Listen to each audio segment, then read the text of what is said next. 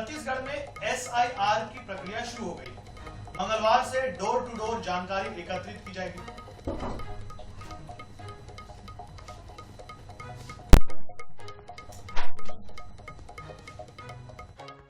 तो देखिए, मंगलवार से डोर टू डोर जानकारी एकत्रित की जाएगी।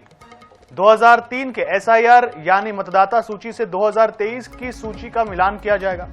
भारत का कोई भी नागरिक जो छत्तीसगढ़ में रह रहा हो, जिसका नाम 2003 के एसआईआर यानी मतदाता सूची में दर्ज होगा, उसे कोई दस्तावेज नहीं देना होगा। 2003 के एसआईआर में नाम नहीं होने पर भी अगर पिता का नाम 2003 के एसआईआर में दर्ज है, तब भी दस्तावेज की जरूरत नहीं होगी। जिन्हें दस्तावेज देने की जरूरत है, उनके लिए पासपोर्ट, स्थायी निवास प्रमाण पत्र सहित 13 तरह के दस्तावेज में से कोई एक पेश करने की अनिवार्यता होगी। अनुमान है कि छत्तीसगढ़ में करीब 95% मतदाताओं को कोई दस्तावेज देने की आवश्यकता नहीं पड़ने वाली है। तो एसआईआर की प्रक्रिया शुरू हो चुकी है। डोर टू डोर जानकारी जुटाई जाएगी। 2003 के एसआईआर स्पेशल इंटेंसिव रिवीजन, अगर 2003 के एसआईआर में आपका नाम है तो आपको कोई समस्या नहीं होने वाली। आपका नाम नहीं है, आपके पिता का नाम है, तो भी आपको कोई समस्या नहीं होने वाली है। अगर आपका नाम नहीं है और उसके बाद अगर आपको अपनी नागरिकता दिखानी पड़े, तो फिर आपके पास में 13 डॉक्यूमेंट्स की सूची है, जिनमें से कोई भी एक आप दे सकते हैं।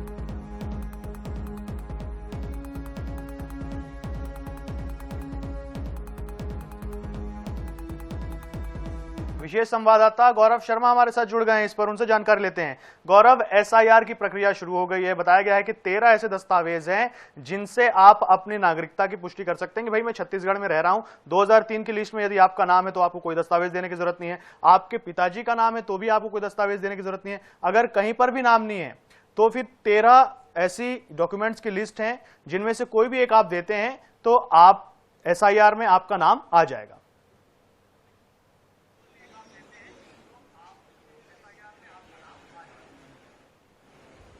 देखिए, छत्तीसगढ़ में एसआईआर की प्रक्रिया जो है वो लगातार जारी है। 2003 की मतदाता सूची का 2023 की मतदाता सूची से मिलान किया गया और ये राहत की बात है कि 71% लोग जो हैं प्रदेश के, उनका नाम 2023 की सूची और 2003 की सूची में मिलान कर लिया गया या उनके माता पिता के नाम के साथ उनका मिलान कर लिया गया। तो राहत की बात यह है कि जब भी एसआईआर की प्रक्रिया और आगे बढ़ेगी तो प्रदेश के लगभग 71% लोग ऐसे होंगे जिनका नाम मतदाता सूची में शामिल है या उसका नाम काटने की या उन्हें दस्तावेज देने की आवश्यकता नहीं होगी।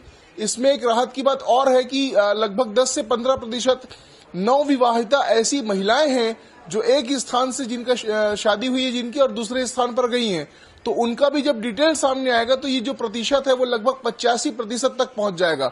तो 10 से 15% लोग ही ऐसे होंगे जिन्हें अपने पहचान का प्रमाण पत्र देने की आवश्यकता होगी।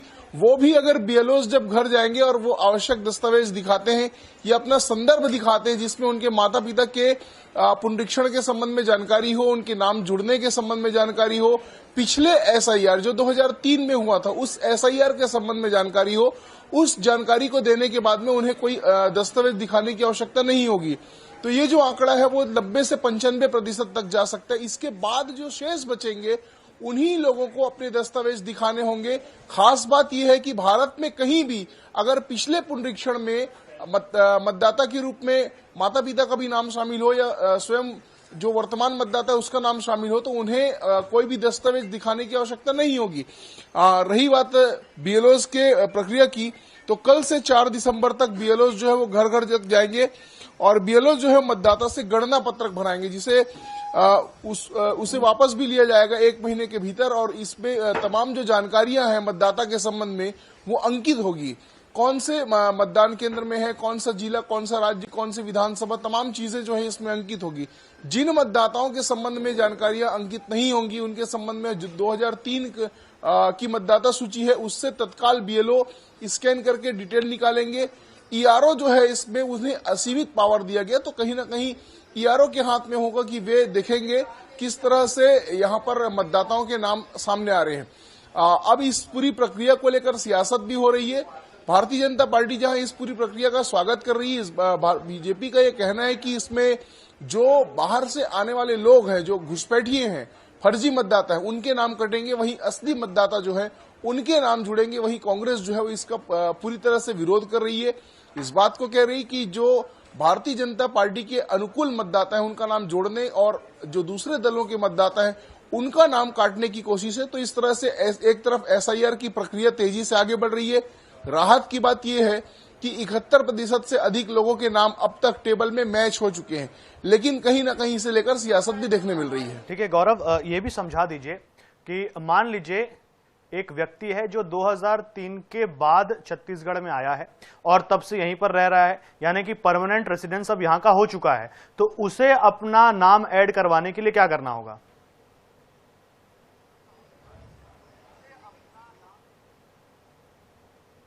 ये जो भी मतदाता बाहर से आए हैं उनके संदर्भ को तलाशा जाएगा, उनके माता पिता के डिटेल्स को तलाशा जाएगा और ये बेहद आसान प्रक्रिया है। इसके लिए जो गणना पत्रक जो दिया जाएगा मतदाताओं को, उसमें इसकी जानकारी जो है वो दी जा सकती है। जो दूसरे राज्यों के प्रमाण पत्र होंगे उसकी जानकारी दी जा सकती है, कब से यहाँ पर आकर रह रहे हैं उसकी जानकारी दी जा सकती है। कुल मिलाकर जो मतदाता होंगे या जो लोग होंगे उन्हें ये बताना होगा कि 2003 में उनकी स्थिति क्या थी, उनके माता पिता का नाम किस राज्य में था।